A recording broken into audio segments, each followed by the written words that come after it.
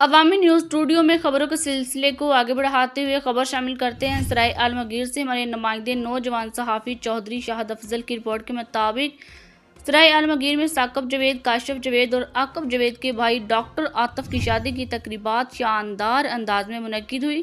بارات کی تقریب میں ثاقب، نذیر، ٹیپو نے خصوصی شرکت کی اور خوشی کے اظہار میں کرنسی نوٹ نچھاور کیے، جس سے محفل کی رونق دوبارہ ہو گئی۔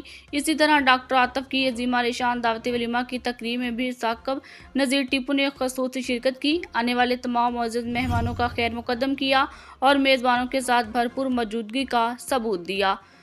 تقریبات میں اہل علاقہ، عزیز و اقارب اور دوست احباب کی بڑی تعداد شریک ہوئی اور خوشگوار ماحول میں یہ یادگار لمحات مکمل ہوئے۔ عوامی نیوز اسٹوڈیو میں شامل کریں گے مزید خبریں ایک چھوٹی سی بریک کے بعد۔